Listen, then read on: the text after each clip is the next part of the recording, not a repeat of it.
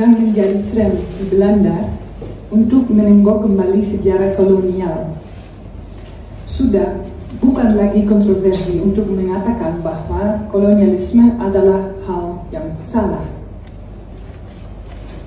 Sayangnya, hal ini tidak berarti akhir dari pemikiran dan tindakan kolonial. Sebaliknya, studi tentang kolonialisme telah menjadi model bisnis di Belanda.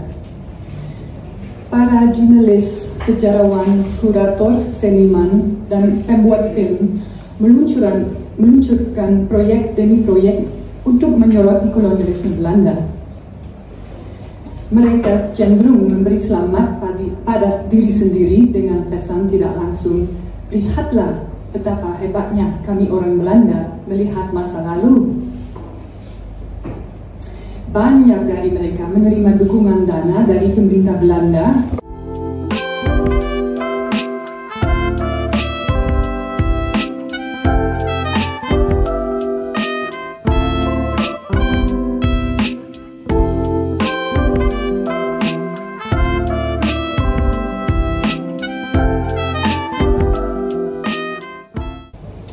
Scheepvaartmuseum atau Museum Nasional Maritim di Amsterdam memamerkan proyek foto berjudul Saya Cinta Banda, karya fotografer Belanda bernama Isabelle Boon yang memotret penduduk Kepulauan Banda di masa kini.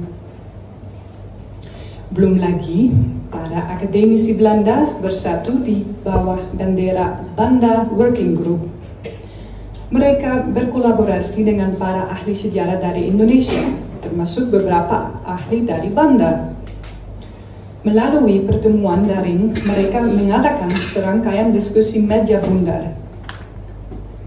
Nancy Jouwe, Wim Manuhutu, Pepijn Brandon, Merve Tosun, Matthias van Rossum, Beatrice Glow, dan Joella van Donkersgoed adalah nama-nama yang terlibat dalam rangkaian diskusi.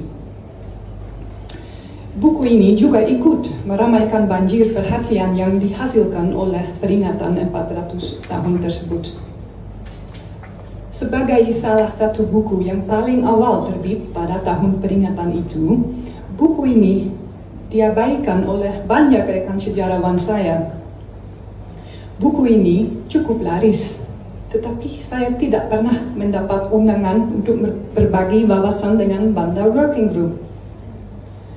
Museum Nasional Maritim di Amsterdam bahkan tidak mau menjual buku ini di toko mereka.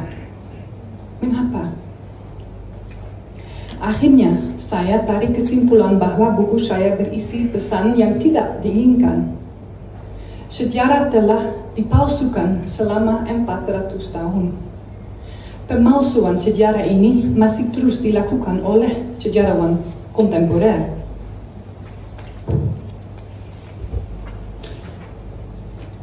Selama berabad-abad, kesan yang tercipta adalah Kun telah membunuh hampir semua orang Banda. Hanya sedikit yang berhasil melarikan diri. Dengan demikian, menurut narasi ini, genosida telah berhasil dan hampir tidak ada orang Banda yang tersisa. Selain itu, ada kesan bahwa Banda telah terpecah sebelum kedatangan orang Belanda karena aliansi Islam, Uli Lima dan Uli Siwa. Masyarakat Banda yang tampak egaliter dan tampak seakan tidak memiliki struktur hierarki biasanya dijelaskan sebagai orang primitif dan terbelakang. Hal ini menjadi titik awal saya ketika mulai menulis buku ini pada 2020. Seperti banyak sejarawan sebelumnya, saya kira sekitar 14.000 dari 15.000 orang Banda telah dibunuh atas perintah Kun pada 1621. Saya juga berpikir perseteruan antara Uli Lima dan Uli Siwa telah lebih dulu memecah belah penduduk pulau dan hanya diperburuk oleh VOC. Sebulan sebelum tenggat waktu selesainya buku ini, terjadi pertemuan istimewa yang mengubah segalanya. 3 orang keturunan Banda yang tinggal di Belanda, Marcel Matulesi, Ridwan Ohorela dan Lucas Öluwarin, menjelaskan kepada saya bahwa para sejarawan Belanda menyembunyikan sebuah fakta penting. Mereka hafal silsilah keluarganya dan yakin kalau nenek moyang mereka telah hijrah ke pulau-pulau lain sebelum genosida. Nenek moyang mereka membuat keputusan untuk pergi sebelum menjadi korban pemusnahan oleh orang Belanda. Saya merasa takjub. Ternyata ada yang namanya diaspora orang Banda. Saya mengetahui bahwa beberapa nenek moyang mereka telah pergi dipimpin oleh seorang raja untuk mengamankan kelangsungan hidup Islam serta garis keturunan dan sejarahnya. Jadi ini bukanlah sebuah pelarian yang tergesa-gesa, melainkan sebuah hijrah. Hal ini terbukti dari fakta bahwa mereka membawa buku tembaga yang tidak hanya menggambarkan situasi pada 1621, tetapi juga sejarah Banda berabad-abad sebelumnya. Sejarah yang dimulai bukan pada abad ke-17, melainkan sejak tahun 622. Inti dari masyarakat mereka kini masih berada di Kepulauan Kai, di Indonesia bagian timur. Cerita Marcel, Ridwan, dan Lucas memberi kesan yang mendalam bagi saya. Kehadiran mereka adalah bukti bahwa upaya genosida yang dilakukan oleh orang Belanda dan Jan Pieterszoon Koen telah gagal.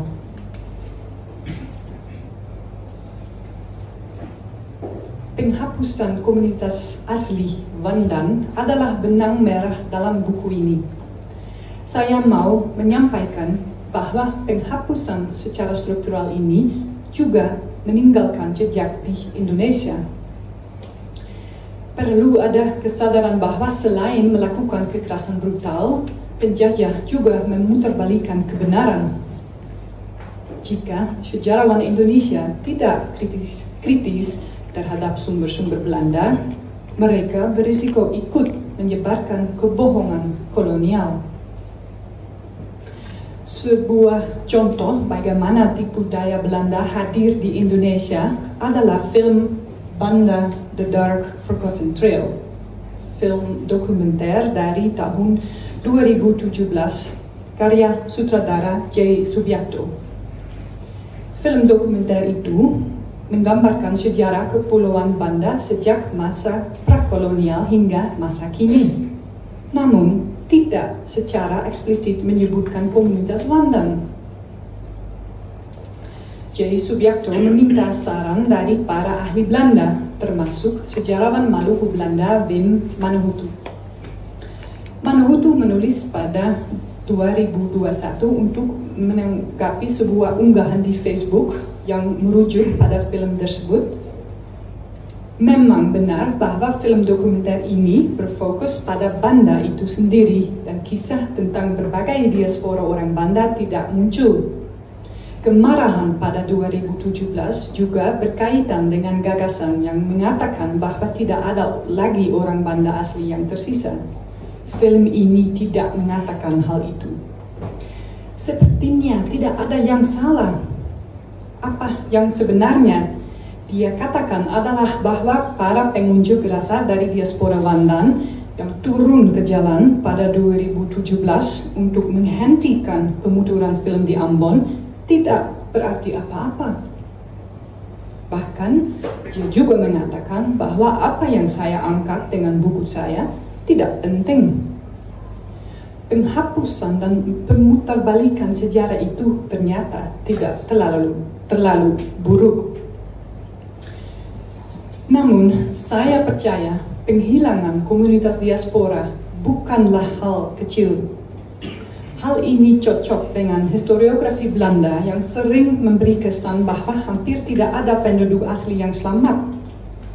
Akibatnya, tidak ada yang menganggap mereka sebagai sebuah kelompok, seolah-olah sejarah versi mereka tidak penting. Sumber-sumber Belanda juga memberikan kesan bahwa penduduk asli Banda sebenarnya sedang berperang satu sama lain karena konflik antara Uli Lima dan Uli Siwa. Jadi, kedatangan orang Belanda seolah-olah tidak membuat banyak perbedaan karena semua orang tetap berkonflik. Para sejarawan, seniman, dan pembuat film Belanda yang menaruh perhatian pada Banda saat ini memang sering menyinggung keberadaan komunitas Bandang. Namun, biasanya hanya sepintas lalu seolah-olah itu adalah sebuah renungan, seolah-olah sudah menjadi rahasia umum selama ini. Dengan demikian, mereka tidak berbicara tentang pemalsuan sejarah dan penghapusan. Hal ini mungkin menjelaskan mengapa buku saya dihindari oleh orang-orang ini. Sebab mereka juga harus mengakui bahwa mereka sendiri terlibat di dalamnya. Seperti yang saya tadi bilang, kolonialisme di Belanda saat ini telah menjadi sebuah modal bisnis. Bagi banyak orang, hal ini bukan tentang kebenaran, terutama jika itu sensitif, tetapi tentang karier mereka sendiri. Alasannya sangat sederhana. Aliran subsidi akan berisiko jika Anda mengambil sikap yang terlalu radikal. Menariknya, para sejarawan, pembuat film, dan budayawan Barat biasanya bereaksi dengan antusias ketika mendengar tentang keberadaan buku tembaga. Mereka tidak khawatir tentang penghapusan dan pemalsuan sejarah, tetapi jika ada sesuatu yang bisa diperoleh, cerita kuat yang dapat membuat mereka terkesan, maka mereka tidak sabar untuk pergi ke KAI. Hal semacam ini tidak jauh pula dari sifat kolonial. Seharusnya ini adalah tentang kebenaran dan bukan eksploitasi warisan secara selektif untuk sebuah buku, film, atau pameran di negara penjajah. Maka, bacalah buku ini sebagai sebuah narasi tandingan yang mempertanyakan narasi arus utama. Kesimpulan, sebelum kita dapat berbicara tentang historiografi dekolonial yang sebenarnya, penghapusan komunitas Bandang asli pertama-tama harus ditegaskan dengan jelas. Terutama karena hal ini sensitif di Belanda dan orang-orang lebih memilih untuk mengabaikan penghapusan sejarah yang telah berlangsung berabad-abad. Penamaan ini tidak mereduksi orang Banda asli secara eksklusif menjadi korban menyedihkan dari kekerasan Belanda. Sebaliknya, keberadaan mereka membuktikan adanya keyakinan yang kuat dan kekuatan untuk bertahan hidup yang tidak dapat dihancurkan oleh penjajah. Terima kasih.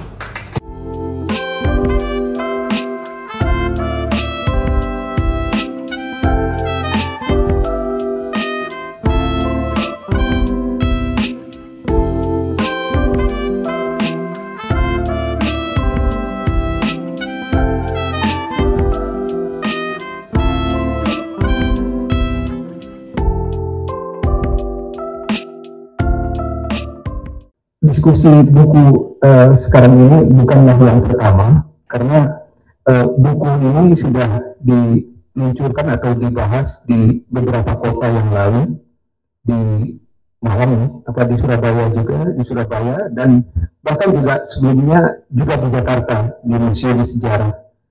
Jadi beragam pembahas tentu sudah menyampaikan pandangannya gitu. Dan kali ini mungkin saja apa yang saya dan Iwan sampaikan mungkin dari perspektif yang mungkin berbeda dari apa-apa yang sudah disampaikan dalam diskusi buku sebelumnya. Buku ini saya lebih menyoroti pada aspek pada judulnya itu genosida Banda. Jadi aspek genosida itu yang menarik perhatian saya, dan di dalam judul genosida itu juga dipakai istilah kejahatan kemanusiaan Jan Pieterszoon Koen. Tidak ada di dalam buku aslinya, tetapi lagi-lagi kejahatan kemanusiaan itu adalah istilah yang dipakai di dalam hukum Indonesia. Jadi ada istilah pelanggaran HAM berat dan kejahatan kemanusiaan. Kalau genosida itu justru itu lebih berat lagi kriterianya, karena itu menyangkut penghancuran sebuah etnik dan lain-lain. Pertanyaannya, apakah yang terjadi di Banda itu termasuk genosida atau tidak gitu? Ada beberapa catatan saya, silakan di slide yang pertama itu. Tentunya pertama memuji buku ini yang sangat bagus melukiskan kolonialisme itu melalui aksi, melalui manuver, melalui perilaku Jan Pieterszoon Koen di Hindia Belanda, di Jawa, dan di Banda. Slogan yang ada pada awal buku ini, no business without battle. Tidak ada bisnis atau pendudukan tanpa pertempuran atau perang. Jadi untuk mendapatkan keuntungan, nyawa orang banyak itu bisa dihabisi.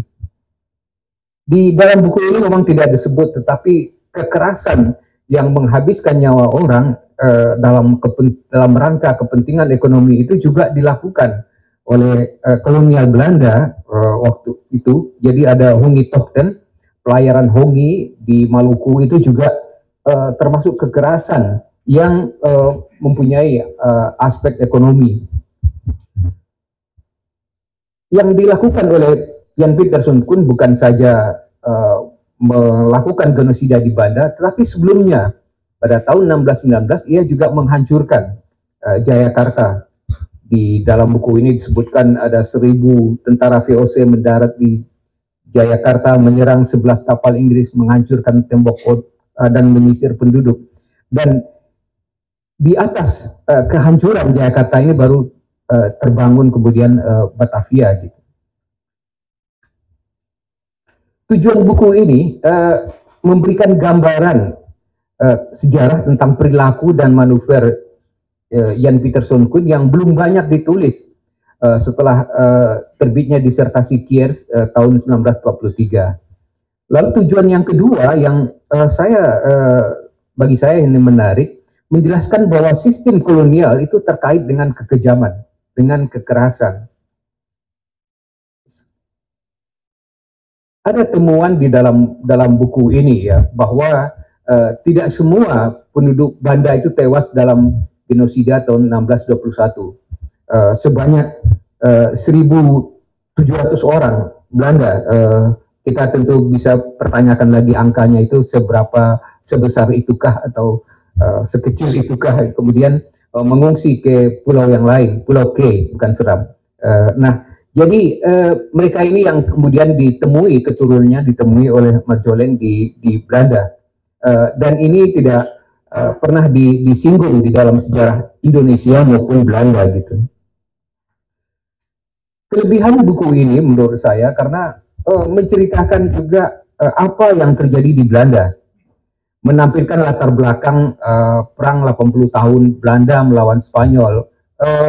Ini dikaitkan juga hubungan Belanda dengan Inggris dan Portugis, dan bagaimana persepsi orang Belanda terhadap apakah orang Inggris maupun Portugis itu. Kita tahu juga dalam rangka monopoli, dalam rangka kolonialisme ini Pulau Run di Kepulauan Banda yang diduduki Inggris ditukar Belanda dengan New Amsterdam, Manhattan sekarang, untuk mewujudkan monopoli pala di Kepulauan Belanda. Nah, bagian berikutnya yang diuraikan panjang lebar ini kontroversi Jan Pieterszoon Koen, pandangan orang Belanda yang positif sebagian besar terhadap Jan Pieterszoon Koen, karena buku-buku yang terbit di Belanda dari dulu sampai sekarang itu buku-buku yang menyanjung ataupun memberikan penilaian yang positif terhadap Koen gitu. Jadi inilah yang kemudian menyebabkan memori kolektif masyarakat itu terbentuk Dan kemudian baru terbit buku-buku yang seperti sekarang ini yang mempertanyakan tentang status Kun itu, seperti judul yang saya ambil itu, apakah dia pahlawan kolonialisme, atau dia itu adalah pelanggar HAM berat untuk istilah Indonesianya, atau pelaku genosida gitu.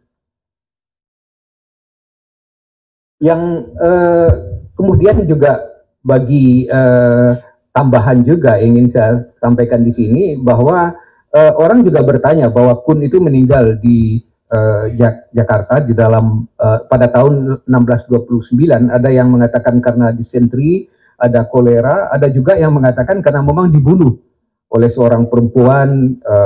Banyak ceritanya, banyak versinya, tetapi juga dipertanyakan apakah betul makam Kun itu di museum yang sekarang menjadi museum wayang. Apakah betul? Kita sendiri tidak pernah memeriksa atau mengecek ataupun melakukan sesuatu untuk membuktikan bahwa itu betul-betul di sana ada makam Jan Pieterszoon Koen. Tadi sudah saya singgung tentang istilah pelanggaran HAM berat dan kejahatan kemanusiaan yang memang dipakai di dalam hukum Indonesia. Genosida itu untuk hal yang lebih berat lagi kalau menyangkut pemusnahan bangsa atau etnis, dengan catatan juga bahwa ketika di dalam International People Tribunal di Belanda pada tahun 2015 di Den Haag, kejahatan kemanusiaan atau pelanggaran HAM berat 1965 itu juga dianggap sebagai genosida menurut IPT 65 tersebut gitu. Nah, saya tertarik sebetulnya melihat aspek genosida ini. Genosida di Belanda ini 6.000 orang terbunuh atau mungkin lebih, tapi mungkin tidak sampai 15.000 orang gitu. Ada 44 orang kaya atau tetua menurut istilah Des Alui yang dipenggal kepalanya, dan 750 orang dibuang ke Batavia. Ini menurut buku Des Alui yang menceritakan juga tentang masa kecilnya di Banda bersama-sama dengan tokoh-tokoh nasional, Hatta, Syahrir, dan lain-lain gitu. Nah, 750 orang yang dibuang ke Batavia itu apakah betul dijadikan budak semua, atau mereka tinggal di kampung yang sekarang bernama Kampung Bandan? Itu juga masih menjadi tanda tanya. Kampung Bandan itu di dekat pelabuhan Sunda Kelapa. Apakah betul ditempatkan di sana atau mereka bertempat tinggal di sana? Lalu kemudian tentu ada genosida yang lain yang juga terjadi pada masa kolonial.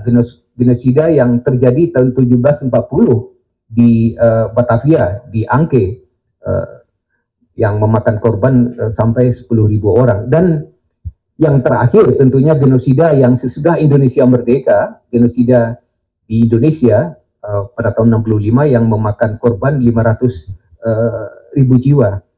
Nah, yang menarik bagi saya ini ada kesamaan prasyarat atau kondisi untuk terjadinya genosida. Supaya terjadi genosida, orang yang akan dibunuh itu harus derajatnya tidak setara. Mereka harus dianggap tidak sederajat. Jadi orang-orang Belanda itu dalam pandangan Jan Pieterszoon Koen dan lain-lain itu adalah orang primitif, orang yang terkebelakang, dan mereka itu tidak setara. Dan kemudian juga alasan pembunuhan yang lain itu juga disebutkan soal mereka juga beragama Islam yang juga dibenci di Eropa. Alasan-alasan yang tadi yang menyebabkan mereka itu layak untuk dibunuh gitu. Saya juga melihat kesamaan juga dengan terjadinya genosida tahun 65. Orang-orang yang akan dibunuh itu adalah orang-orang yang tidak setara. Orang-orang yang berbeda. Mereka itu adalah orang-orang komunis yang tidak beragama, tidak bertuhan, Dan kemudian juga orang-orang yang tidak bermoral, bahwa perempuan mereka, Gerwani itu menari-nari telanjang di lubang buaya, dan kemudian melakukan kekerasan terhadap kemaluan para jenderal. Ini hal ini yang menjadikan membuat satu kondisi bahwa mereka layak dibunuh, mereka layak menerima genosida ini. Banyak lagi hal-hal yang lain yang menurut hemat saya ini untuk terjadinya genosida itu perlu prasyarat seperti itu. Barangkali itu saja dari saya dulu. Terima kasih.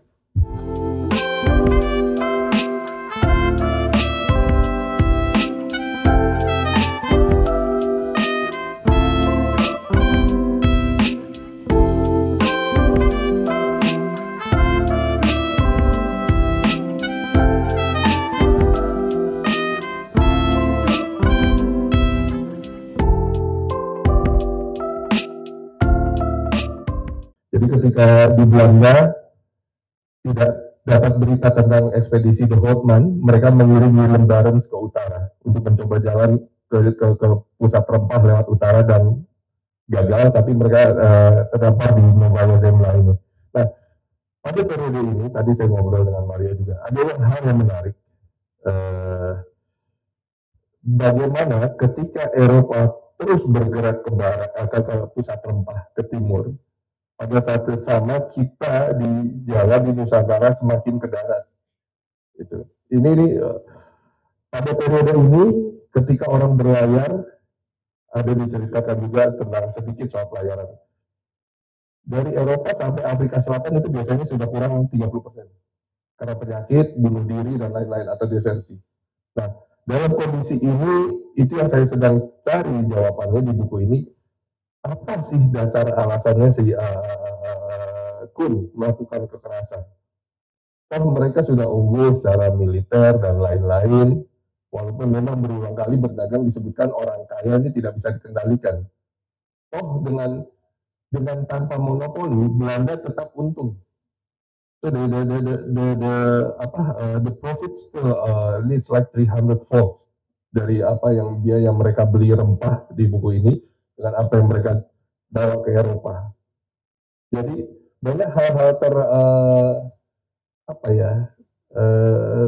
yang tersirat yang lebih besar dari sekedar peristiwa di Banda. Kalau kita ingat karya sastra Shakespeare, Merchant of Venice, so Merchant of Venice itu tidak bicara soal Maluku, tidak bicara soal Jawa, tapi bicara soal orang kaya pedagang di Venesia. Kayanya sebenarnya kaya karena apa? Karena rempah. Rempahnya dari apa? Ya dari Nusantara. Ada tempatnya kalau ke Venesia, Ruga de Spitzeria, itu tempat turis, itu tempat orang jualan rempah. Tadi sempat ngobrol, Mario cerita ternyata VOC sempat dibiayai juga oleh orang-orang Venesia, Genoa ini untuk eksplorasi ke India, ke Nusantara. Itu. Nah, bagaimana hal ini? Kekerasan terjadi, usaha menguasai rempah, menguasai sumber daya, resources, dilanjutkan. Kita lihat pada periode berikutnya, sesudah masa rempah dan Belanda digantikan Inggris, berlanjut ke soal isu apa? Isu soal komoditas, kopi, gula, teh, makanya ada multatuli, dan kemudian di abad 20, akhir abad 19 dan 20 mulailah minyak.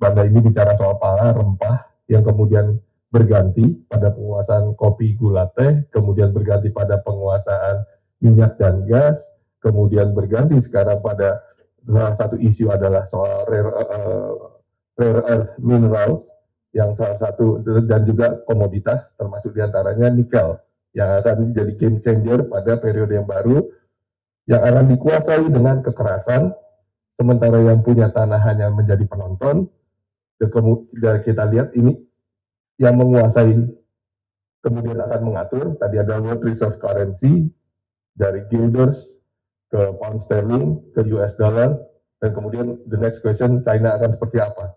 Nah ini, dan kekerasan pola-pola seperti ini tidak akan berakhir kalau salah satu titik awalnya kekerasan di Banda ini kita tidak berani mengakui bahwa ini salah dan ini harus selesai. Kalau ini tidak selesai, ini akan jadi hal biasa. Gitu. Nah, kenapa kalau bicara soal apa yang terjadi hari ini di Palestina, kekerasan yang terjadi itu dibenarkan begitu saja karena ya ada Heron 17-nya yang versi dunia modern yang mengatur ini semua. Jadi pola sekelompok kecil orang mengatur kekayaan, sumber daya dunia dan melakukan tindakan kekerasan diawali dari apa yang terjadi di Banda dan inilah terjadi dalam 500 tahun ini. Jadi Maria tadi menceritakan tentang peringatan 400 tahun Jan Pieterszoon Koen di Belanda, di Hoorn, kota kelahirannya. Nah, tahun 2021 itu kita juga UNESCO ada ekspedisi, tapi terpotong pandemi adalah 500 tahun Magalhaens Expedition. Jadi itu semua kota yang dikunjungi Magalhaens itu ada peringatan. Tadinya kita Indonesia dapat bagian akan ada pelayaran kapal tradisional Malaysia, Filipina, Indonesia, Brunei di titik-titik yang disinggahi Magalhaens dan Sebastian Elcano yang kembali. Nah, itu. Tapi itu terpotong karena pandemi. Nah ini isunya sama. Rempah yang kemudian awalnya Portugis, Spanyol, kemudian Belanda yang bisa mengontrol, digantikan Inggris, kemudian ketika surut digantikan Amerika dan next what ini pola kekerasan untuk menguasai akses ekonomi. Dan ini bisa wujudnya sampai bentuk genocide. Jadi buku ini bukan bicara soal something happened like 400 years ago in small dot islands in the Sea of Banda. No. Saya pernah ke Banda dan sedih sekali lihat Banda. Saya ke Pulau Rune, itu listrik solar cell aja udah rusak dari tempat yang ditukar dengan Manhattan. Saya makanya kalau kita ke Kota Tua Jakarta, depan istana, depan Museum Fathahillah, itu layout yang sama dari Manhattan, Long Island itu didesain di situ juga. Jadi ketika kanal-kanal pertama dari orang-orang yang dipaksa pindah oleh Belanda zaman Koen untuk membangun Batavia, jadi 1600 sekian, karena Tegersgraaf dan lain-lain itu pada periode yang sama. Sesudah itu dibangun, barulah kanal-kanal di Amsterdam dibangun. Tegersgraaf area itu jadi ya sekitar Minerva, mentengnya Amsterdam lah. Jadi buat saya buku ini penting bukan sekedar apa yang terjadi 400 tahun lalu, tapi karena ini bergaung melintasi zaman, kekerasan, pembunuhan. Saya pernah 7 bulan tugas di daerah konflik, melihat jenazah, luka tembak, dan lain-lain dengan berbagai keadaan. Itulah yang membuat saya, kalau lihat hal-hal seperti ini nggak bisa ditolerir. Gitu. Jadi ini bukan masalah sejarah alternatif, ini adalah luka kemanusiaan. Jadi kalau kita mau jujur, ya di Belanda maupun di kita ya kita harus sama-sama buka ini buat kemanusiaan. So this is about humanity, it's about human being. So this is goes beyond Belanda, this is goes beyond Indonesia and that. Itu mungkin sementara dari saya, terima kasih.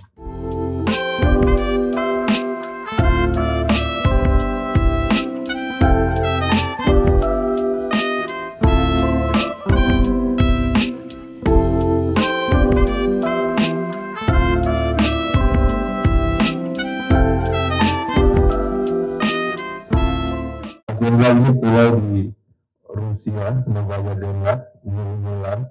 Jadi ketika di Belanda tidak dapat berita tentang ekspedisi de Houtman, mereka mengirim Willem Barents ke utara untuk mencoba jalan ke pusat rempah lewat utara dan gagal, tapi mereka terdampar di Novaya Zemlya ini. Nah, pada periode ini, tadi saya ngobrol dengan Maria juga, ada hal yang menarik. bagaimana ketika Eropa terus bergerak ke barat atau ke pusat rempah ke timur, pada saat yang sama kita di Jawa di Nusantara semakin ke darat. Itu. Ini pada periode ini ketika orang berlayar ada diceritakan juga tentang sedikit soal pelayaran. Dari Eropa sampai Afrika Selatan itu biasanya sudah kurang 30% karena penyakit, bunuh diri dan lain-lain atau desersi. Nah, dalam kondisi ini itu yang saya sedang cari jawabannya di buku ini. Apa sih dasar alasannya si Kun melakukan kekerasan? Toh mereka sudah unggul secara militer dan lain-lain, walaupun memang berulang kali berdagang disebutkan orang kaya ini tidak bisa dikendalikan. Toh dengan tanpa monopoli Belanda tetap untung. So the profit still leads like 300 folds dari apa yang biaya mereka beli rempah di buku ini dengan apa yang mereka bawa ke Eropa. Jadi banyak hal-hal yang tersirat yang lebih besar dari sekedar peristiwa di Banda. Kalau kita ingat karya sastra Shakespeare, Merchant of Venice, so Merchant of Venice itu tidak bicara soal Maluku, tidak bicara soal Jawa, tapi bicara soal orang kaya pedagang di Venesia. Kayanya sebenarnya kaya karena apa? Karena rempah. Rempahnya dari apa? Ya dari Nusantara. Ada tempatnya kalau ke Venesia, Ruga de Spezia, itu tempat turis, itu tempat orang jualan rempah. Tadi sempat ngobrol, Mario cerita ternyata VOC sempat dibiayai juga oleh orang-orang Venesia Genoa ini untuk eksplorasi ke India, ke Nusantara. Itu. Nah, bagaimana hal ini kekerasan terjadi, usaha menguasai rempah, menguasai sumber daya, resources, dilanjutkan. Kita lihat pada periode berikutnya, sesudah masa rempah dan Belanda digantikan Inggris, berlanjut ke soal isu apa? Isu soal komoditas, kopi, gula, teh, makanya ada multatuli, dan kemudian di abad 20, akhir abad 19 dan 20 mulailah minyak. Itu kita bisa lihat bisa ditayangkan yang TV World Order, Ray Dalio, yang menit ke-12.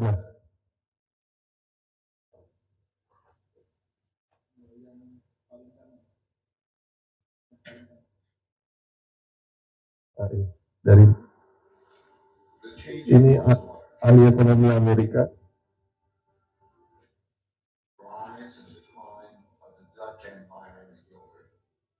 British Empire and the pound, the rise and early decline in the United States Empire and the dollar, and the decline and rise of the Chinese Empire and its currency, as well as the rise and decline of the Spanish, German, French, Indian, Japanese, Russian, and Ottoman empires, along with their significant conflicts, as measured in this chart. To understand China's patterns better, I also studied the rise and fall of Chinese dynasties and their monies back to the year 600. Because looking at all these measures at once can be confusing, I'll focus on the four most important ones: the Dutch, British, US, and Chinese. You'll quickly notice the pattern. Now let's simplify the form a bit. As you can see, they transpired in overlapping cycles that lasted about 250 years, with 10 to 20-year transition periods between them. Typically, these transitions have been periods of great conflict, because leading powers don't decline without a fight. So how am I measuring an empire's power? In this study, I used 8 metrics. Each country's measure of total power is derived by averaging them together.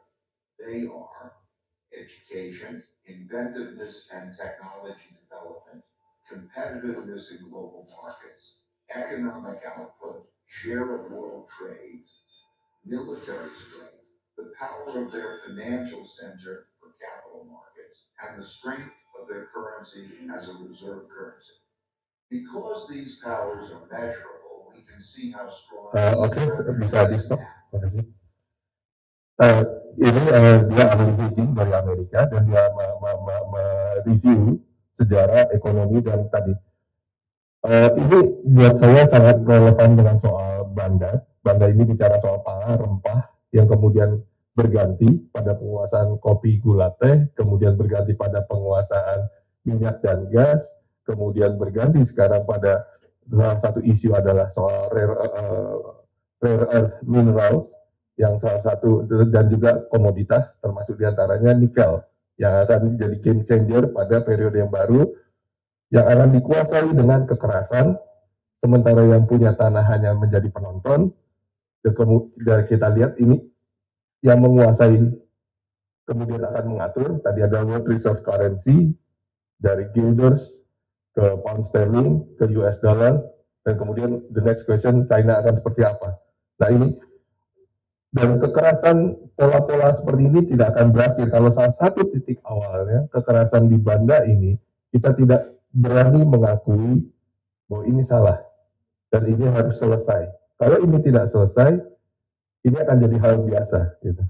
Kenapa kalau bicara soal apa yang terjadi hari ini di Palestina, kekerasan yang terjadi itu dibenarkan begitu saja karena ya ada Heron 17-nya yang versi dunia modern yang mengatur ini semua.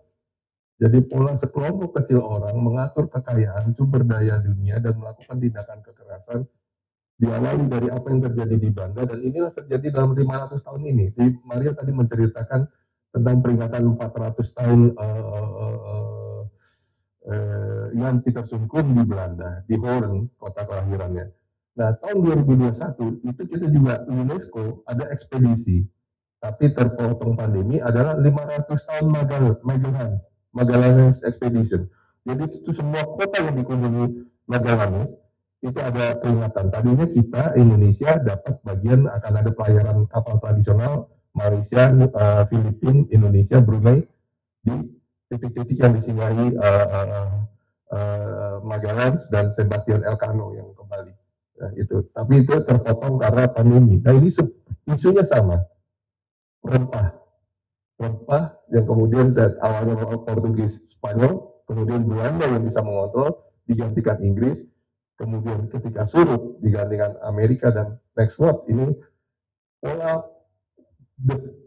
pola kekerasan untuk menguasai akses ekonomi dan ini bisa wujudnya sampai bentuk genocide. Jadi buku ini bukan bicara soal something happened like 400 years ago in small dot islands in the Sea of Banda. No. Saya pernah ke Banda dan sedih sekali lihat Banda. Saya ke Pulau Rune, itu listrik solar cell aja udah rusak dari tempat yang ditukar dengan Manhattan. Saya makanya kalau kita ke kota tua Jakarta, depan istana, depan Museum Fathahillah, itu layout yang sama dari Manhattan, Long Island itu didesain di situ juga. Jadi ketika kanal-kanal pertama dari orang-orang yang dipaksa pindah oleh Belanda zaman Koen untuk membangun Batavia, jadi 1600 sekian karena Tegersgraaf dan lain-lain itu pada periode yang sama. Sesudah itu dibangun, barulah kanal-kanal di Amsterdam dibangun. Tegersgraaf area itu jadi ya sekitar Minerva mentengnya Amsterdam lah. Jadi buat saya buku ini penting bukan sekedar apa yang terjadi 400 tahun lalu, tapi karena ini bergaung melintasi zaman, kekerasan, pembunuhan. Saya pernah 7 bulan tugas di daerah konflik, melihat jenazah, luka tembak, dan lain-lain dengan berbagai keadaan. Itu yang membuat saya kalau lihat hal-hal seperti ini nggak bisa ditolerir. Gitu. Jadi ini bukan masalah sejarah alternatif, ini adalah luka kemanusiaan. Jadi kalau kita mau jujur, ya di Belanda maupun di kita ya kita harus sama-sama buka ini buat kemanusiaan. So this is about humanity, it's about human being. So this is goes beyond Belanda, this is goes beyond Indonesia and that. Itu mungkin sementara dari saya. Terima kasih.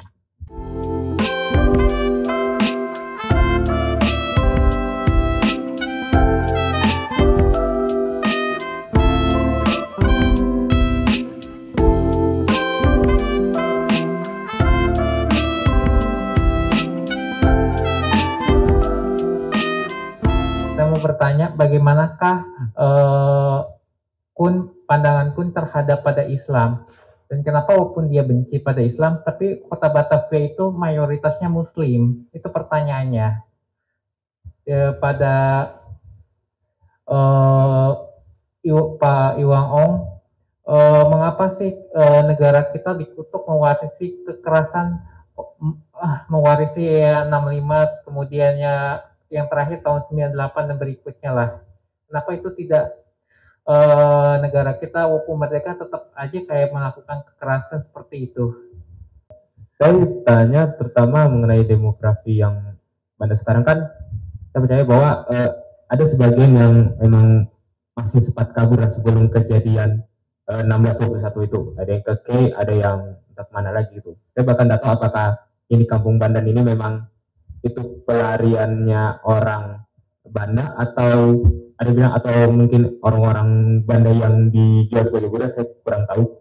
Tapi untuk demografi yang Banda saat ini itu tuh mereka dari mana? Apakah mereka ini ada yang didatangkan dari Belanda dan banyak itu dari mana ya? Itu sih. Terima kasih. Pertanyaan saya tentu saja terutama pada Mario lain.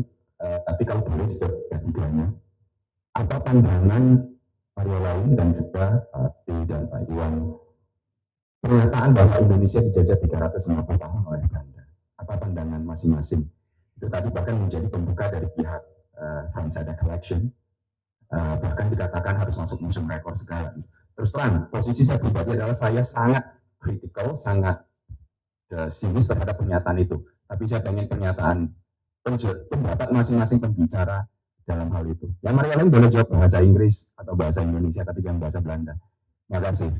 Ya, ya tentang Islam itu saya pikir hal yang sangat penting dalam sejarah kolonialisme. Tidak hanya dari Belanda, tapi juga Inggris dan Prancis.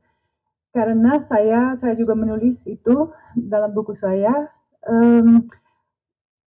Pikiran mereka, orang Eropa, tentang Islam itu, atau orang yang percaya dalam Islam itu sangat, still like the Crusades, I don't know in bahasa Indonesia, Crusades. Okay, I do. Perang salib. Salib. Perang salib. Salib, perang salib. Oke. Ini sudah berabad dulu ya, dulu orang Eropa mulai pergi ke dunia, sudah ada perang melawan orang Islam. Saya pikir ini masih ada rasa dalam orang Eropa waktu mereka mulai juga sampai Nusantara Indonesia. Tapi juga ada ya mungkin kontradiksi karena mereka orang seperti Kun atau lain orang kolonial juga tidak bisa membunuh semua orang Islam ya, tidak bisa. Tapi mereka kadang-kadang juga menggunakan orang. Kalau mereka harus kerjasama, oke lah mereka kerjasama. Sampai perang kemerdekaan mungkin tahu ada Darul Islam. Belanda juga menggunakan mereka. Karena mereka anti republik, oke lah, kerjasama, ya begitu. Tapi di dalam, saya pikir masih sampai hari ini juga di Belanda masih sekarang mayoritas orang Belanda masih punya pikiran negatif tentang Islam. Ini tidak sejak 9/11 ya. Biasanya sekarang orang pikir itu karena 9/11 atau ya teroris, war on terror, tapi saya pikir tidak benar. Ini sudah berabad-abad Tapi ya, tidak, mereka juga kadang-kadang bisa kerjasama atau ya, tapi pikiran belakang ya sangat negatif untuk ya semua negara kolonial seperti Belanda. Kedua pertanyaan tentang demografi masyarakat Banda. Oh ya, ya sebetulnya setelah kemarin saya baru datang ke Kepulauan Kai dan juga dari Ambon saya hanya lewat Kepulauan Banda. Karena saya ketemu komunitas Wandan di Kepulauan Kai, saya juga belajar lagi. Ada beberapa hal yang saya belum tahu waktu saya menulis buku ini. Tentang demografi di Kepulauan Kai, Kepulauan Banda sekarang ini orang campur dari mana-mana. Tidak orang Banda asli karena mereka Banda asli sudah atau membunuh atau hijrah ke Kai atau Seram. Dan orang yang sampai hari ini ada kampung Bandanya di Jakarta Utara. Saya tidak tahu, tapi saya dengar mereka juga mereka keturunan dari Banda asli yang VOC kirim ke Batavia waktu itu. Tapi mereka tidak bisa bahasa Bandan yang asli, tidak bisa. Dan mungkin juga sudah campur, saya tidak tahu persis, tapi saya mungkin bisa begitu. Tapi di Kepulauan Kai ada dua desa, Banda Eli dan Banda Elak di Kai Besar. Juga di kota Tual, di Kai Kecil, ada 7 kampung yang hanya keturunan Banda asli tinggal di sana. Dan sejak sudah 400 tahun mereka tetap di sana dan biasanya tidak campur. Mereka masih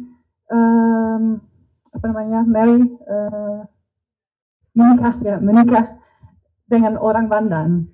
Juga masih pakai bahasa Bandan, bahasa Banda asli. Juga mereka bisa ada perempuan yang sing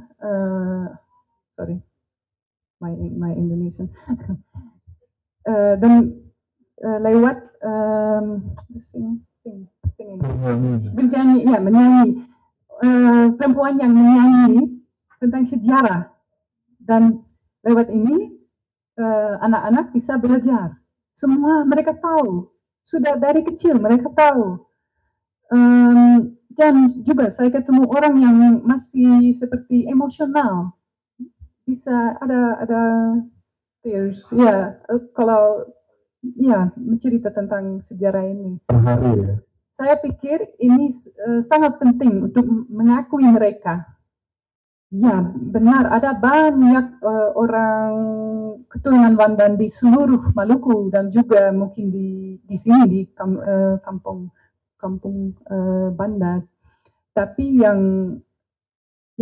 only from 1621 they are there. Mereka masih punya buku tembaga, masih punya pusaka-pusaka, masih bisa bicara bahasa Wandan.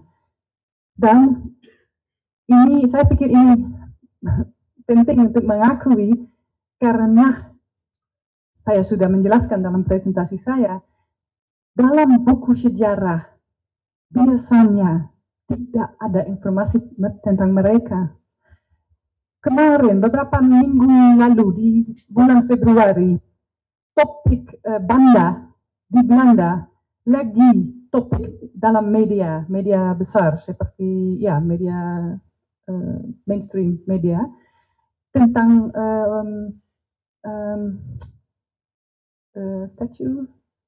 patung YP Kundi Kota Horn. Semua artikel dan video-video mengatakan Jan Pieterszoon Koen dulu membunuh hampir semua orang Banda. Saya seperti ya sedikit marah mungkin. Kenapa sangat susah untuk orang Belanda untuk mengakui sebetulnya kun gagal orang Bandan masih ada. Mungkin saya pikir ada alasan politik. Karena saya pikir, ya saya dengar orang Bandan pernah waktu 2021 mereka sudah kirim surat pada pemerintah Horn, dan juga ya ini surat yang cukup keras, ya kuat melawan pemerintah Belanda, pemerintah Horn, tapi mereka tidak dapat jawaban.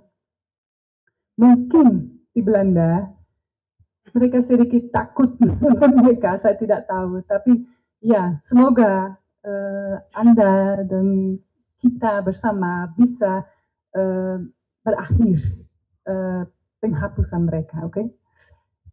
Ya, ini jawaban saya. Dan ada satu lagi. Terakhir pandangan Marjolin tentang Indonesia dijajah 3,5 abad, 350 tahun.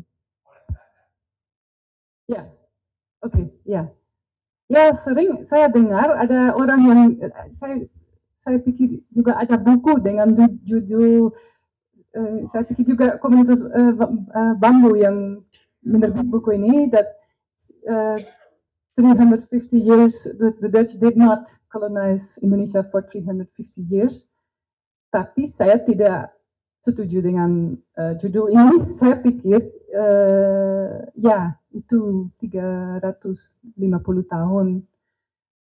Karena juga bisa baca dalam buku saya, mereka sudah seluruh aktif, VOC sudah aktif seluruh Nusantara. Ya, benar, mungkin tidak. So sorry, maybe I'll use English, it's easier. Ya, but semoga semua bisa mengerti ya. Also because karena saya sedikit capek dan lebih susah untuk pakai bahasa Indonesia. In short, my point is that I believe that 350 years is the right period to use, because yes, in the beginning, in 17th century, the Dutch VOC did not everywhere make a colonial city like they make in Batavia or in Banda, but they destroyed the entire network, the network that you also mentioned, that the trade network that existed before the colonial came to Nusantara. So I think we have to understand that this was a world that was connected, strongly connected through trade. So if you then destroy one city on Java, it also breaks the connection between the others. So, and I think we think too limited about the concept of colonialism, because if you search the definition, often it is written that it's about that you occupy land. But I think the colonialism, as we have been, the colonial system is, as you also mentioned, a financial system. We can not only look at the result, that in the end, yeah, there was a Netherlands Indies government. No, we have to see the reason why Europeans came to areas like here. And then if we see why they came, we can see that the financial aspect was the main reason. And therefore we have to look at the system. It's a world system that existed before the capitalist world order was founded. So from that view, I think we can say, yes, the Dutch were colonizers for 350 years, because for 350 years they have been, rusak the systems, not only of course the trading system, but on many levels, the culture, many levels, they were making things they're changing things that were not disturbed in that way before. Thing is, that's why I was stressing menjajah Indonesia 340 tahun. That was why when the moderator came to Indonesia, I said menjajah Indonesia as if there was Indonesia in the past. That was my so it's a full sense. Not very much incurred. I mean, it could have been Dutch colonization system has been in place for 350 years. It's not Indonesia. It was also Africa some parts. So if you're saying that Dutch colonization has been in place for 350 years, that's much incurred. My point is it true that the Dutch has colonized Indonesia for 350 years? That's my question. And my answer is yes.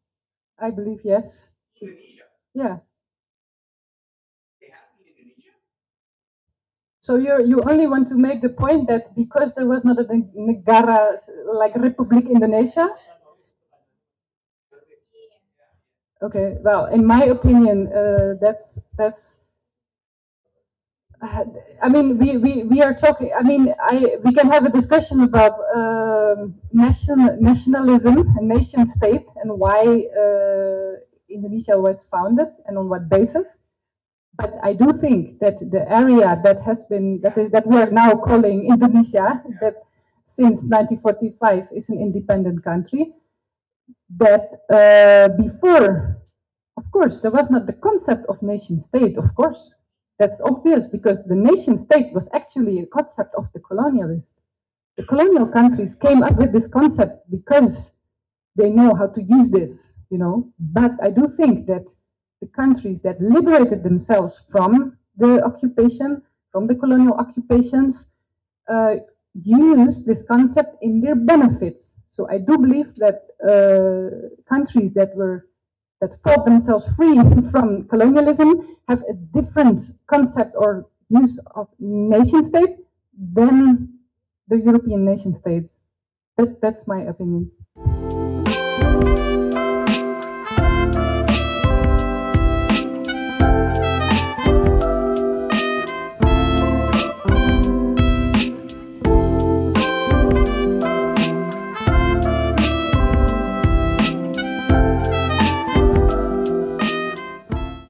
Ya, memang sejak dari Presiden Soekarno itu di dalam pidato-pidatonya itu mengatakan bahwa Indonesia ini, kita ini sudah dijajah 350 tahun gitu.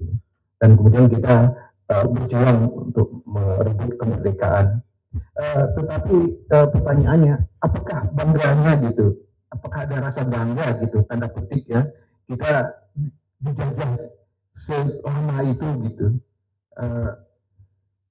Ini yang kemudian di kalangan sejarawan tentu muncul pertanyaan menanggapi atau memberikan pandangan terhadap apa yang selalu diulang-ulang oleh pidato Soekarno, Soeharto, bahkan sampai Presiden Habibie juga. Kemudian terbit buku sudah diterjemahkan ke dalam bahasa Indonesia yang ditulis oleh Resim yang mengatakan bahwa bukan 350 tahun Indonesia dijajah.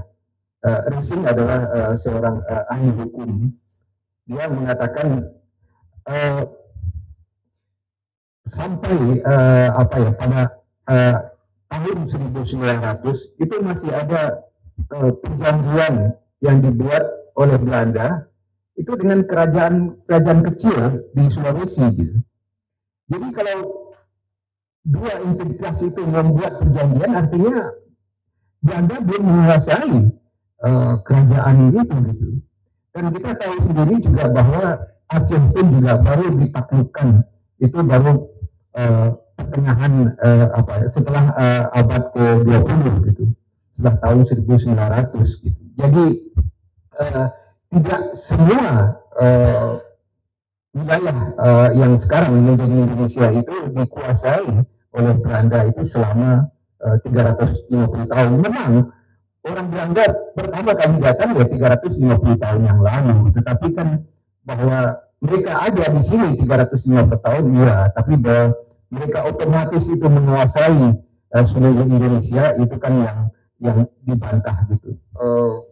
Dengan apa yang disampaikan tadi buku racing itu, racing itu sendiri kemudian diangkat menjadi anggota kehormatan dari masyarakat sejarawan Indonesia gitu. Jadi organisasi seperti masyarakat sejarawan Indonesia pun juga menghargai buku itu gitu, bahwa tidak perlu lagi apa namanya seorang presiden itu mengatakan bahwa Indonesia itu dijajah 350 tahun. Tidak ada kebanggaan itu untuk mengatakan bahwa kita dijajah begitu lama gitu. Tapi bahwa kita berjuang begitu lama itu iya, itu yang penting, bukan mereka yang menguasai kita gitu. Lalu kemudian yang kedua, tanggapan saya juga terhadap apa yang ditulis di dalam buku Marjolin ini tentang kegagalan genosida di Banda gitu. Saya melihat itu bukan kegagalan gitu, bahwa Kun itu ingin melakukan monopoli pala, dan untuk melakukan monopoli pala itu orang-orang yang ada di Belanda itu dimusnahkan, dibunuh, supaya mereka tidak berdagang dengan pesaing yang lain, dengan Inggris ataupun dengan Spanyol atau Portugis. Dan nah ini yang pertama. Tapi yang kedua juga akan didatangkan orang lain di pulau itu untuk kemudian ya menanam pala dan berdagang dengan Belanda. Itu untuk menegakkan sekali lagi monopoli Belanda. Dan usaha ini berhasil, dan orang di Banda itu ada yang dibunuh, tetapi kan ada juga yang dijadikan budak dibawa ke Batavia. Bahwa ada mereka di antara mereka yang sebelum terjadi pembunuhan itu sudah pergi atau meninggalkan Banda, mereka memakai istilah hijrah atau apapun namanya, itu ya menurut saya tidak mengatakan bahwa genosida, pembunuhan massal yang dilakukan oleh Kun itu gagal. Berhasil, bahwa ada yang tadi mereka yang tidak terkena genosida itu karena sudah berangkat lebih dahulu, ataupun juga di antara mereka yang diserbu itu ada yang juga yang dijadikan budak, tidak semuanya juga dibunuh. Itu saya melihat bahwa di situ genosida itu berhasil karena ingin melenyapkan sebuah etnis itu untuk alasan tertentu, ya tadi untuk meneguhkan monopoli Belanda gitu.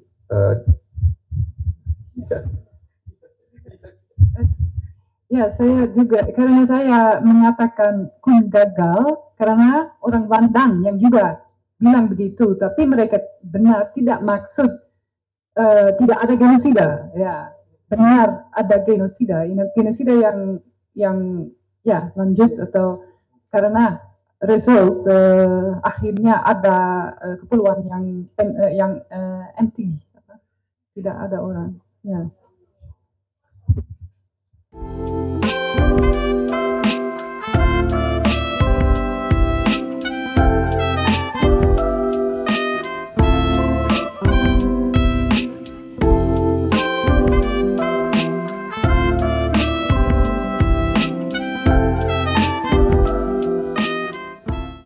Saya soal 3,5 abad yang paling penting adalah bagaimana membangun mental kita ya. Saya kalau ikut beberapa forum regional ASEAN, itu kita lihat delegasi yang paling bebas sebagai manusia itu delegasi Thailand. Tapi kalau lihat delegasi negara lain, termasuk delegasi kita, there's a burden of the colonial legacy. Kejam sekali itu merubah kita. Tadi saya bilang, coba deh, dari hubungan sekian ribu tahun, dari Samudra Hindia, Samudra Pasifik, manusia ini bergaul. Jadi tadi pedagang Arab itu dari zaman sebelum pra-Islam, makanya ada cerita Sinbad, itu zaman pra-Islam. Pedagang Cina juga sama. Mereka berlayar, berhubungan, and it's all based on freedom and equality. So the world shouldn't lecturing us about freedom of navigation because it's inherent in our culture. for 1,000 years. Amanagapa yang barisan Bugis soal pelayaran itu lebih tua dari yang tulisannya Grotius soal ajaran hukum internasional. Kalau kita sekolah diplomat dan lain-lain kita belajar, kita sekolah hukum kita belajar, it's already in us. Makanya kenapa orang Eropa kesini, karena kita kaya. Pada zamannya kekaisaran Mogul di India, ketika Marco Polo datang ke Cina, itu GDP Cina itu 60% GDP dunia. Makanya kenapa hari ini ada teriak-teriak Cina nggak boleh maju, India nggak boleh maju. Kalau Bapak Ibu sempat, cobalah baca buku di YouTube Vijay Prasad, sejarawan India. He goes very detail on what happened past 500 years. Ya inilah dia yang terburuk dari kolonialisme itu bukan berapa tahun, tapi betapa merusaknya terhadap mental dan cara berpikir kita. So, itu dari saya, terima kasih. Nah, ada satu lagi masih yang tadi kita masukkan. Kenapa kita semacam dikutuk gitu ya dengan warisan kemanusiaan dengan mengalami beberapa tragedi secara berulang-ulang? Beberapa bentuk kita nggak pernah menyelesaikan. Jadi saya 10 tahun lebih saya bantu teman-teman sejarawan militer dari Amerika dan berbagai negara. Salah satu kerjanya adalah cari jenazah. Bahkan satu tulang gigi pun, kalau itu tulang gigi dari seorang prajurit yang hilang, kita uji DNA dan terbukti itu mantan pegawai militer, misalnya Amerika Serikat. Kita taruh di peti, kasih bendera, kita kembalikan ke keluarganya. We bring the closure. We never bring closure of all these violences. Jadi bukan masalah ya benar-benar salah. Dan ini kalau kita tidak pernah memberikan penyelesaian, ya ini akan terulang terus. Yang ada penyelesaian, ya kalau kita bicara di Tel Aviv ada ini kan, setiap tahun ada pemberian penghargaan, terus juga untuk menghargai orang the righteous of nation, bagaimana orang-orang yang membantu Holocaust, tapi hari ini terjadi kekerasan di Gaza. So it's such an irony, orang yang pernah menjadi korban, keturunan dari para korban aja bisa tutup mata gitu terhadap kekerasan, apalagi kalau kita tidak pernah menyelesaikan kekerasan. Mengakuinya. Terima kasih. Terima kasih Mas Iwan. Terima kasih tentang pertanyaan yang sama. Kenapa bangsa kita yang mengalami beberapa tragedi? Jadi semacam kutukan itu kira-kira merupakan yang terasli. Kenapa Pak?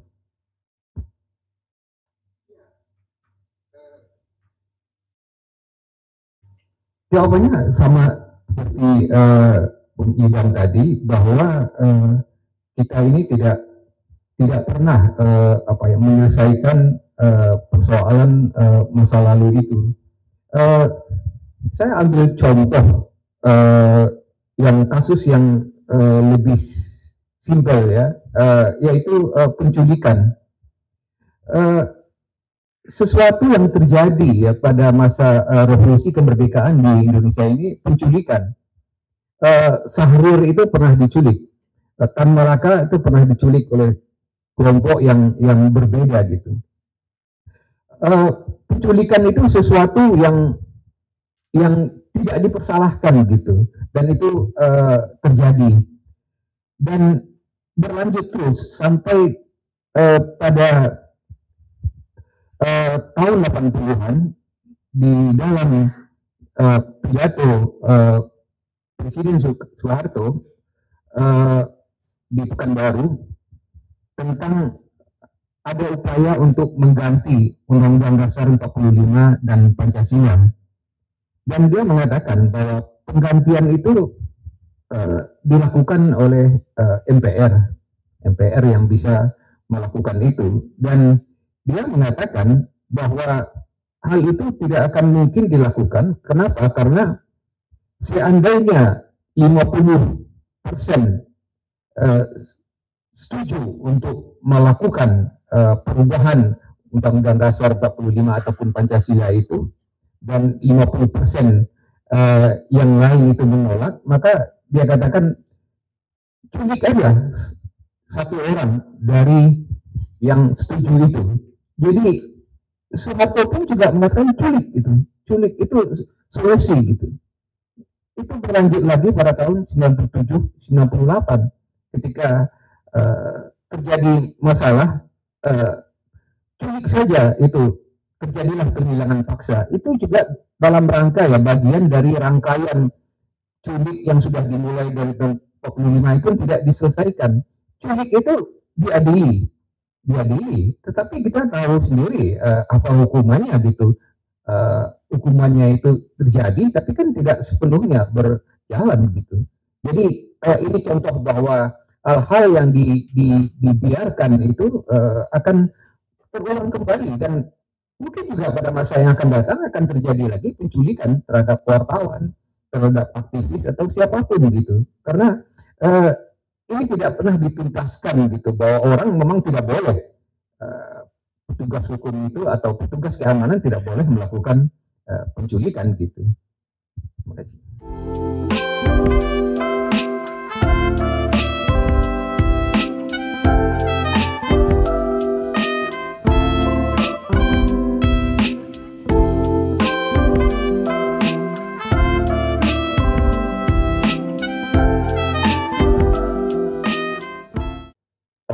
Terima kasih. Nama saya Kamil, seorang arsitek dan peneliti. Pertanyaan saya untuk Bu Mario. Saat ini saya sedang meneliti tentang Papua, dan saya ingin bertanya tentang perpindahannya warga Banda ini ke Batavia. Saya mencoba merujuk ke beberapa peta. Jadi di Batavia itu tuh ada pra 1800 ya. Ada satu area bernama Ambah Quartier yang diisi oleh para pekerja budak dan orang-orang ini ya. Yang mana mereka adalah orang-orang yang membangun Batavia memang. Mereka adalah orang-orang non Belanda yang bisa masuk ke dalam dan tinggal walaupun secara sementara ya di dalam batas wilayah atau dalam benteng Batavia. Ada satu peta lain di tempat yang sama itu ditulis sebagai Bandelis Quartier, di tempat di mana adanya Ambah Quartier ini. Mungkin pertanyaan saya sangat spesifik ya, tapi apakah Bu Mariolena ini bisa cerita tentang apa hubungannya terhadap antara warga Bandan ini dengan kehidupan di Batavia, terutama di area dalamnya ini, khususnya apa sebenarnya yang dilakukan gitu? Apa secara demografis, apa pekerjaan mereka, apa peran mereka? Terima kasih. Nama saya Susan Mesero. Saya ingin bertanya kepada Ibu Mariolena. Ada banyak sekali ketidakadilan di dunia ini. Mengapa Anda memilih untuk menulis buku ini? Padahal Anda sudah bisa mengantisipasi adanya ketidakpopuleran, bahkan menentang arus dan mungkin bertentangan dengan pemerintah. Itu saja. Halo, nama saya Matius. Saya juga di sini datang secara pribadi. Yang saya ingin tanyakan ke Ibu Marjolin, bagaimana sih pandangan dari masyarakat atau orang-orang Belanda sendiri terkait yang dinamakan dengan kolonialisme itu? Karena saya juga pernah lihat dari beberapa sudut pandang dari orang Belanda nggak pernah melihat mereka menjajah secara keseluruhan. Ada lagi mereka membangun. Makanya mereka nggak pernah merasa bersalah, nggak pernah karena Indonesia selalu merasa yang dikorbankan, kayak di sini kita dijajah. Padahal kalau yang tadi ngelihat cerita yang 350 tahun itu kan nggak semuanya benar-benar dijajah oleh pemerintah Belanda. Sementara pertama yang masuk POC sebagai perusahaan dagang dari sekitar 1600-an sampai 1790-an, lalu masuk Prancis, Inggris, baru habis itu pemerintahan Belanda. Jadi pemerintahan Belanda itu hanya menjajah sekitar 112 tahun yang saya tahu. Dan juga yang saya lihat banyak sekali yang tadi Bapak juga sempat singgung, ada perjanjian, di mana perjanjian, kalau ada perjanjian ini dua belah pihak sama, nggak ada yang atas atau bawah.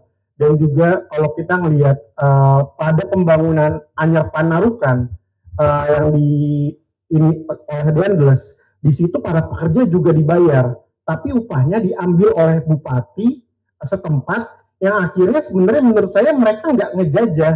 Yang ngejajah adalah kalau dilihat dari perspektif lain adalah orang kita sendiri. Jadi saya mau lihat gimana sih dari pandangan masyarakat umum di Belanda terkait yang kita ngerasa selama ini kita selalu dijajah, orang-orang yang terzolimi lah, orang-orang yang selalu dikorbankan.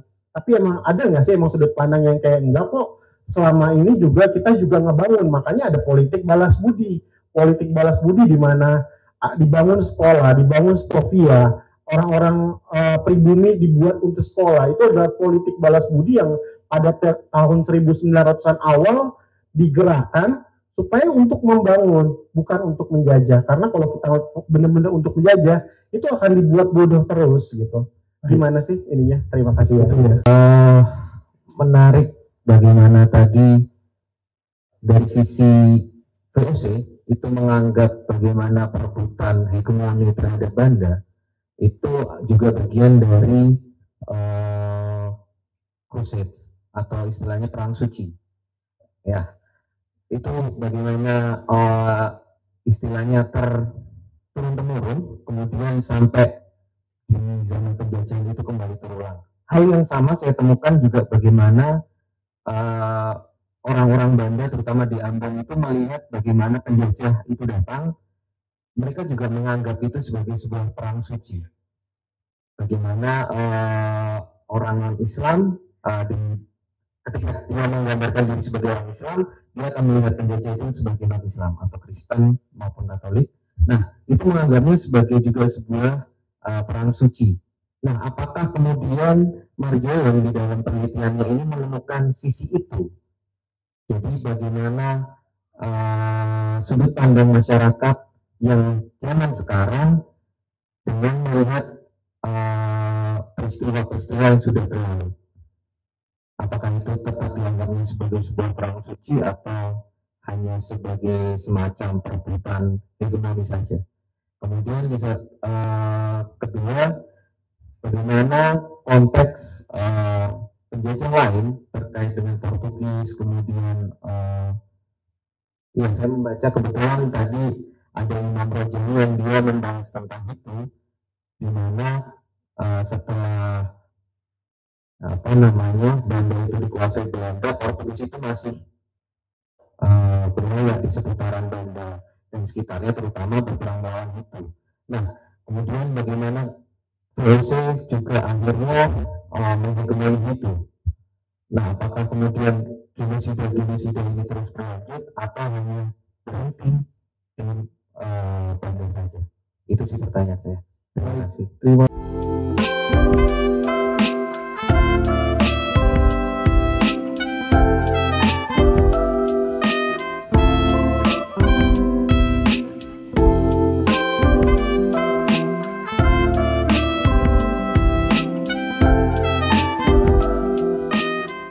Sayangnya saya tidak bisa menjelaskan lebih karena mungkin ini masih harus di riset, di explore ya.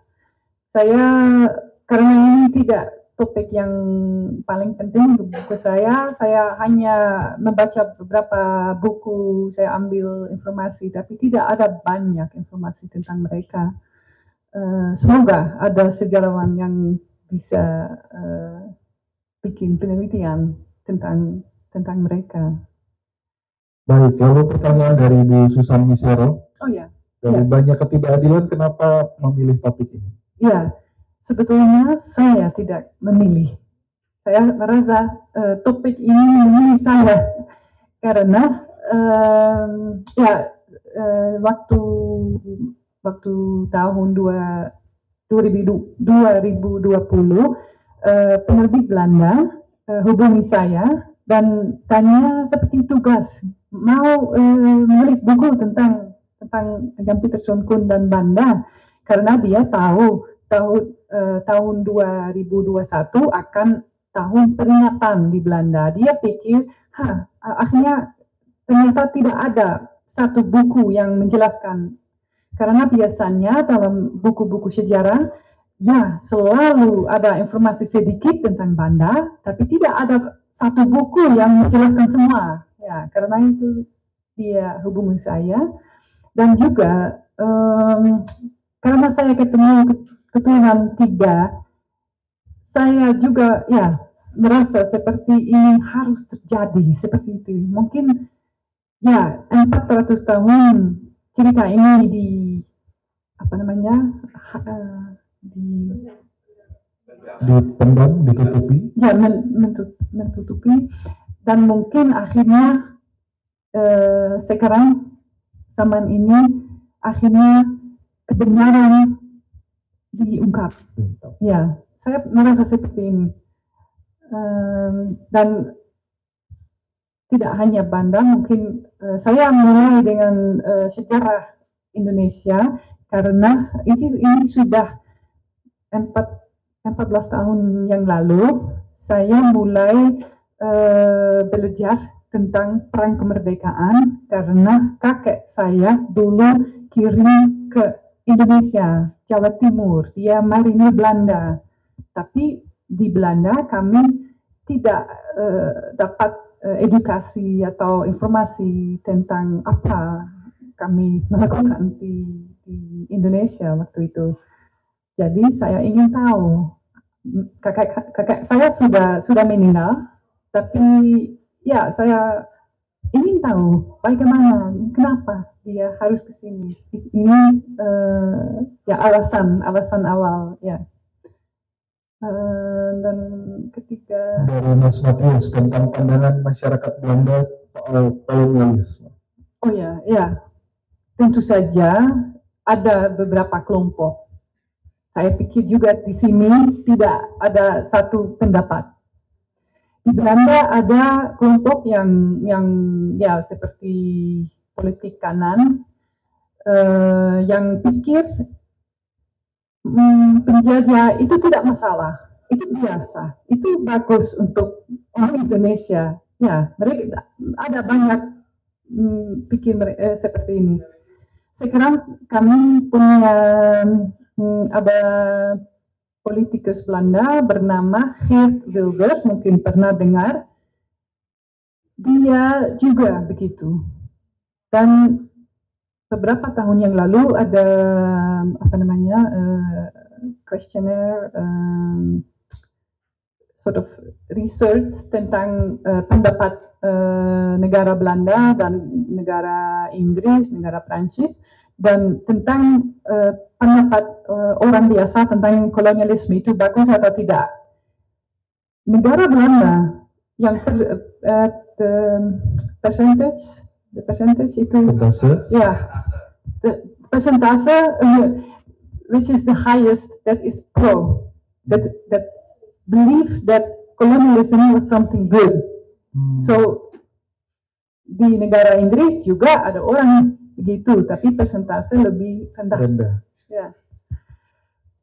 Tapi ya juga ada orang di Belanda yang pikir seperti saya, pikir penjajahan itu sangat jelek, itu human rights violation begitu.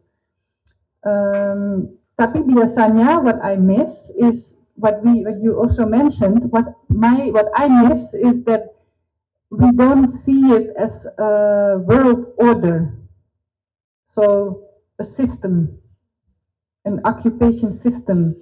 So also from the people who are critical, I often feel that they see it as a separate page or something. Like, yeah, there were good things and bad things, and colonialism is a bad side. But there is another side of the coin that's good. Yeah, begitu. And that maybe also, I heard you say something about like the ethical policy that the Belanda mulai di 1900. Yeah, I think that this is the start of these two groups. So you have colonizers who maybe feel a little bit guilty about all the human rights violations. They do something to feel better. But in the end, they don't say, we have to leave.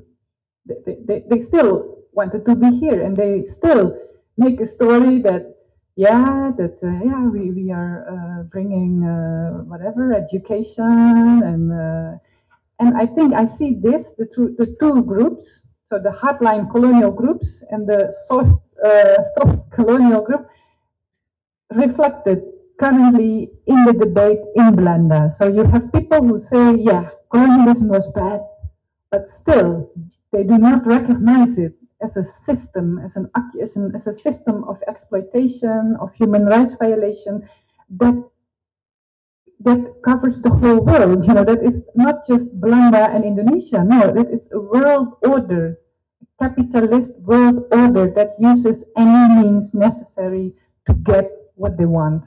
That I think that's something that I feel that is still missing, and also that maybe one of my closing point is that I believe this world order still exists, has not yet. I always say the empire has not fallen. The empire is still there, even though Belanda they went away in 1949. 1963 from Papua, but I think Indonesia was colonized again by United States from 1965. So I think we are still watching we are still in this world order that is a capitalist world order, and we will see what happened when United States is now the head of the system when they collapse, because we don't know yet.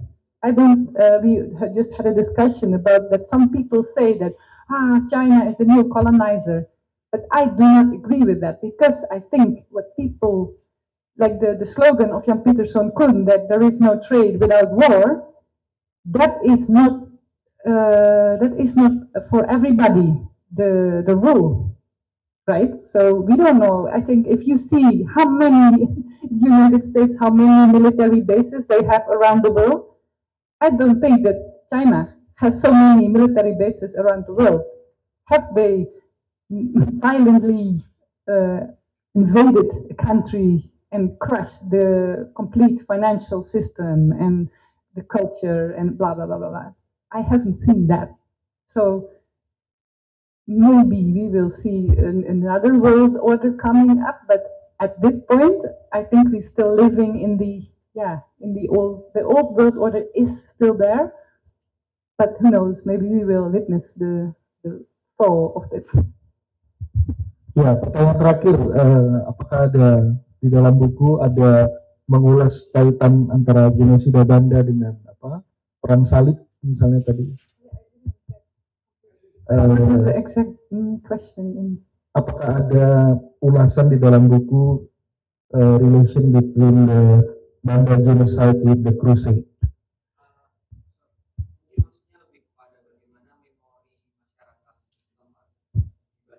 Di Banda.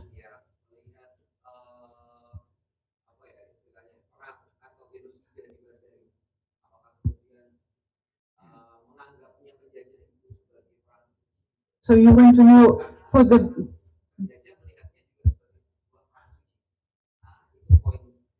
okay.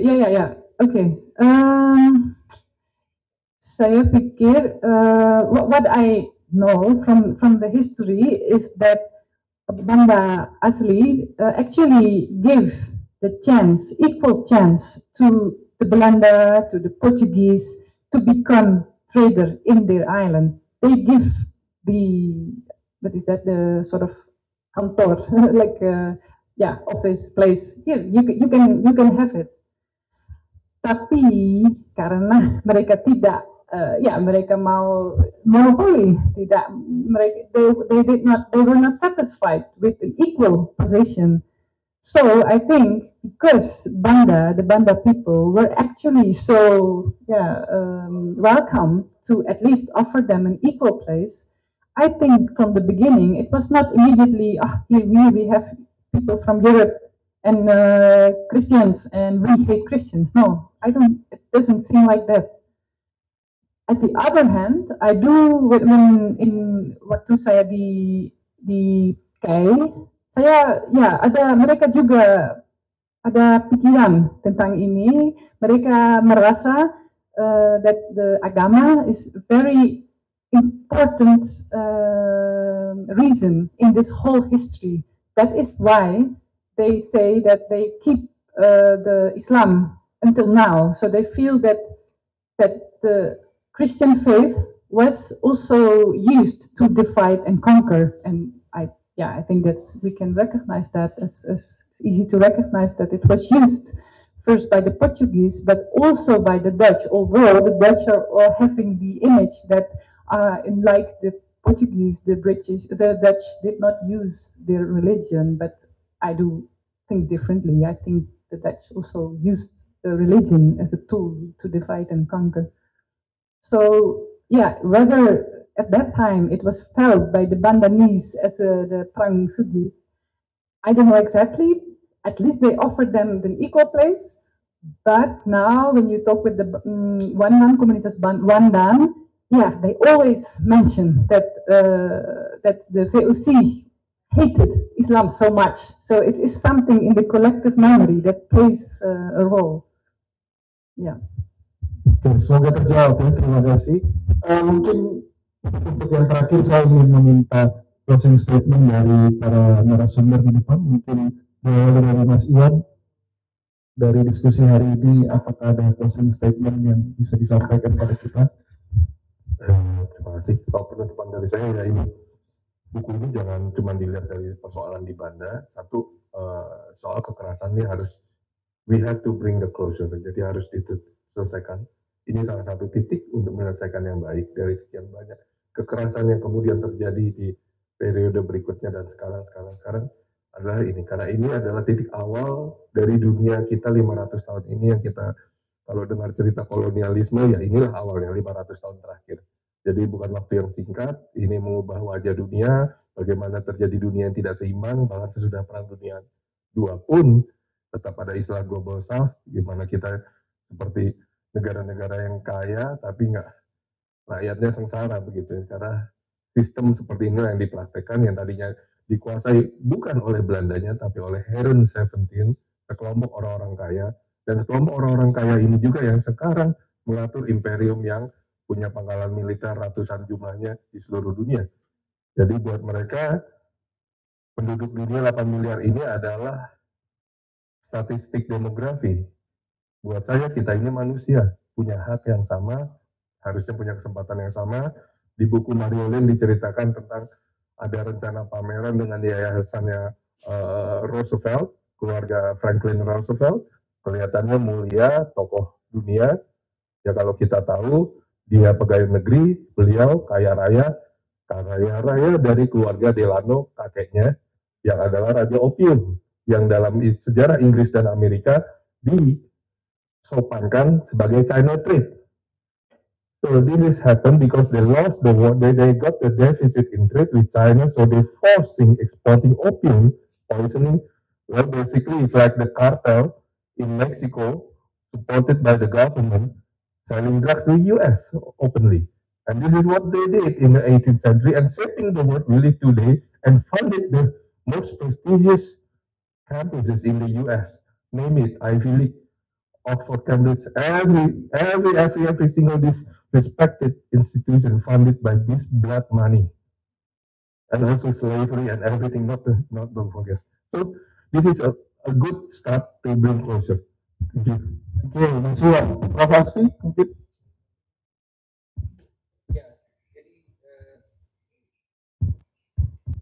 Saya mengusulkan di dalam pengajaran sejarah di sekolah, pengajaran tentang era kolonial, buku ini dijadikan salah satu bahan, karena menurut saya sangat penting menjelaskan tentang hubungan antara pengembangan ekonomi, antara monopoli dengan kekerasan yang luar biasa yang dilakukan untuk itu. Jadi tujuannya adalah sekali lagi agar genosida ataupun kekerasan semacam itu tidak terulang lagi. Tetapi ini kita sudah ajarkan sejak dari sekolah gitu. Terima kasih, Prof. Mas Wabanis, Iya, I want to say that sometimes people say that why are you so pro Indonesia? Tapi saya pikir ini tidak tentang pro Indonesia atau anti Belanda. Saya pikir ini tentang satu kebenaran juga untuk orang Belanda. Saya pikir itu bisa bebaskan kami kalau lihat kebenaran as it is, you know. And also it's about human rights. I think every person, whether you're Dutch or Indonesian or if you're mixed, I don't mind. We can look at the facts and we can say this is good or this is bad. We can always apply ethics. And yeah, it's very clear what the system that the Dutch imposed on Indonesia was immoral. There is no ethical, there is no ethics. Then maybe as a closing statement, I want to refer, Pak Steve, you mentioned about Raja Willem Alexander datang di Indonesia beberapa tahun yang lalu, 2020 Maret. Tapi dia tidak permintaan maaf untuk perang kemerdekaan atau 350 tahun penjajah, tidak. Dia hanya permintaan maaf untuk kekerasan ekstrim. Mereka gunakan kata-kata ini ada alasan politik. Mereka pikir hanya kekerasan ekstrim seperti killing yang without execution ini tidak boleh. But they do not condemn the whole occupation as such. That means that the Dutch presence, the occupation itself, they're still okay with that. So, in my opinion, and yeah, with my foundation History Bersama, we often criticize also this gesture of the Dutch king, but also the Dutch research project in 1945-1949, which was conducted between 2017 and 2020. After the research project was finished in 2020, then also Prime Minister Rutte minta maaf again for only extreme violence, kekerasan ekstrim. It just actually, you know what they say? Sorry, Indonesia, that we were so violent. We should have colonized you in a more gentle way. That is what they are saying. Yeah. So, to conclude, I think that we should not forget. Yes, okay, Belanda sudah jauh, tapi let's not forget that Belanda until today is part of this Western power group with US and England and blah blah. And because of that, you can see that back in the result, in the way that until today, Indonesia is a very important country economically for Belanda. They have Philips, they have Unilever, they have Shell, they have so many companies that still want to sell their products to all millions of Indonesians. So it means because of that, they want you to believe that they are better now, that they are good people now, and sorry what we did in the past, but we are okay, you can trust us now. And me, as a Dutch person who is critical of my government, I'm saying they are not to trust, because the reason is still the same as in 17th century. The reason is to get things from Indonesia and use any means necessary. They will do it again, because there is no change in the system. There is no change in the mindset. The mindset, the system, still the same. So that's why I think that we cannot just move on and pretend that everything is over. And that's why I'm always warning that don't believe when the Dutch government is showing their sort of goodwill. we have to look what is behind, what is the real motivation to come here. Oftentimes they just want to sell their products again or use nickel, you know, or get something that they need. So, and that also relates to history, because they know that this history, because it's such a, if they read my book, yeah, it's not an advertisement for Belanda, right? So they are afraid that this book will spread and damage their image. That's what they're afraid of. So that's why the history is very important to them, and that's why they paid 4.1 million euros to do research about Perang Kemerdekaan, not for the kebenaran, but actually to change the narrative and still control the narrative into their own benefit.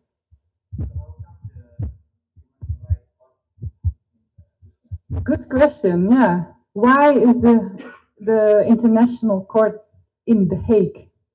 I think that's absolutely not a coincidence. That is actually because of Hugo Grotius, which is very hypocrite. You know, that's what I learned also when writing Banda. The sejarah kolonial shows us that colonialism is always about this double side. On one hand, you know, they start a war in Iraq because of democracy, blah, blah, blah, or I don't know what else they use, but they use always words that shows that they care about the people or care about something good, like freedom of speech, democracy, and then also justice.